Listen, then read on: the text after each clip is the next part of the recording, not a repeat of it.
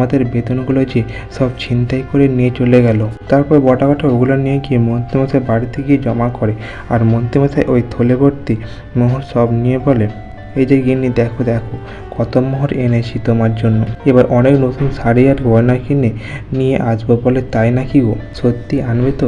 বলে হ্যাঁ কিনে বলে দেখো কালকে কিনে নিয়ে আসবো তোমার জন্য সব কিছু।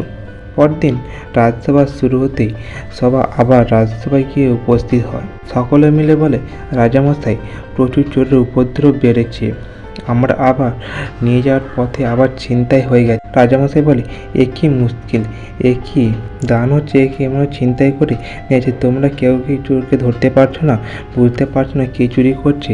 সকলেই বলে, না রাজামশাই, কালো কাপড় মুড় দিয়ে আসছে, এসেই ছিনতাই করে নিয়ে চলে যাচ্ছে। গোপাল বলে, রাজামশাই একটা উপায় আছে।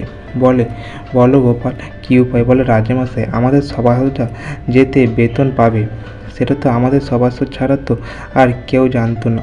তাহলে রাজামশাই আমার মনে হয় চোরের সাথে সভাসদ কারোর যোগ রয়েছে, তার জন্যই তো সভাসদকেও খবর দিয়ে দিচ্ছে চোরদের, আর চোরেরাও সেইরূপ বুঝে তারা ছিনতাই করছে।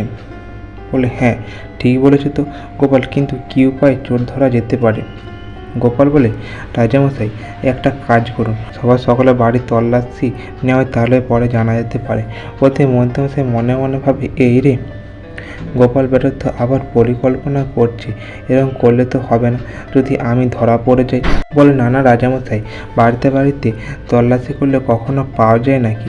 গোপাল বলে, পাওয়া যায় কিনা সেটা তো পরে চিন্তা করা যাবে, মন্ত্রীমশাই আগে তো তল্লাশি হোক।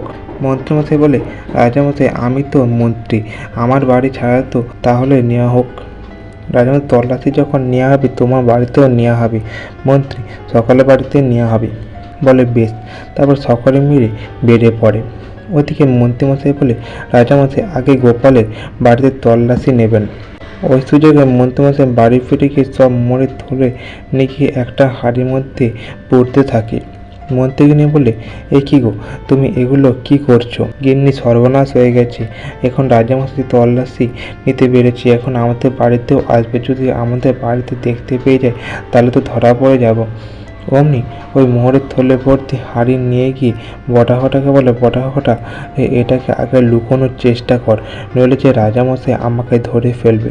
বলে, মন্ত্রীমশাই একটা কাজ করুন, আপনাদের বাড়ির সামনে একটা তাল গাছ আছে না, ওই তাল গাছের মাথায় ওই হাঁড়িটা বেঁধে দিলেই হবে, তাহলে পরে সকালে ভাবে তাল গাছ থেকে রস নিচ্ছে, তাই তাল গাছের মাথায় বাঁধা রয়েছে, কেউই বুঝতে পারবে না। তাহলে তাই করি। ওরা ওই তাই বেঁধে দিয়ে চলে আসে। ওদের রাজামশাই সবার সকলে মিলে সবার তল্লাশি নিয়ে নেয়, সকলের বাড়িতে কোনো কিছুই নেই। রাজামশাই বলে, আর কার বাড়ি বাকি আছে? অমনি পড়ুয়া বলে, রাজামশাই মন্ত্রীমশাইয়ের বাড়ি বাকি রয়েছে। বলে, তাহলে চলো আমরা মন্ত্রীর বাড়িকে দেখি। মন্ত্রীর বাড়িতে গিয়েও তল্লাশি নিয়ে দেখা কিচ্ছুই নেই। মন্ত্রীমশাই বেরিয়েছে বলে, রাজামশাই বলেছিলাম না আমাদের বাড়িতে কিচ্ছুই থাকবে না, এরূপ করে তল্লাশি নিয়ে কি খুঁজে পাওয়া যায়? রাজামশাই বলে, কি করি এখন গোপাল? গোপাল বলে, চলুন রাজামশাই ফিরে যাই, চলুন। তারপর সকলে ফিরে চলে যায়। পরদিন সকালবেলা গোপাল যখন রাজসভার দিকে যাচ্ছিল, হঠাৎ যখন থেকে মন্ত্রীমশাই বাড়ির সামনে তাল গাছে একটা কিছু বাঁধা রয়েছে। কি ব্যাপার? এই তাল গাছটার মধ্যে হাঁড়িটা কেন বাঁধা রয়েছে? গরমকালে তো মাটির হাঁড়ি বাঁধা থাকবে না, তাল গাছে ওখান থেকে তো রসও বেরোবে না। তার ন্যাপলাকে দিয়ে বলি, অমনি ন্যাপলাকে গিয়ে বলে, তারপর ওই হাঁড়িটাকে নামিয়ে নেয়। ওই দিন রাত্রিবেলা বটাঘটাকে নিয়ে মন্ত্রীমশাই ওই তাল গাছে যায়। বলে, যা বটাঘটা এবার হাঁড়িটাকে নামিয়ে নিয়ে আয়।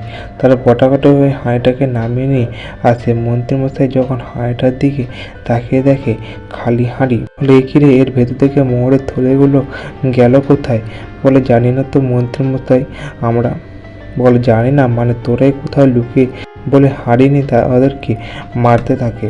আর তারা কোথায়? বটাটা বলে, এই রে মন্ত্রীমশাইয়ের কাছ থেকে তো আমরা রেহাই পাবে না, মন্ত্রীর কাছ থেকে বাঁচতে গেলে তো রাজামশাইয়ের কাছে যেতে হবে। পরের দিন সকালবেলা উঠে অমনি বটাঘটা গিয়ে রাজসভায় উপস্থিত। রাজামশাইকে বলে, রাজামশাই জানেন মন্ত্রীমশাই সমস্ত মোহর চুরি করে আমাদেরকে দিয়ে চুরি করিয়েছিল, তারপর উনি ওই মোহরগুলোকে লুকিয়ে রাখতে বলেছিল। এখন আমরা সত্যি সত্যি চুরি করিনি ওই মোহরগুলো, কিন্তু আমাদেরকে উনি দোষ দিচ্ছেন। রাজামশাই বলে, বেটা মন্ত্রী। মন্ত্রীমশাই বলে, না না রাজামশাই, বটাঘটা মিথ্যে কথা বলছে। বলে, মিথ্যে কথা বলছে?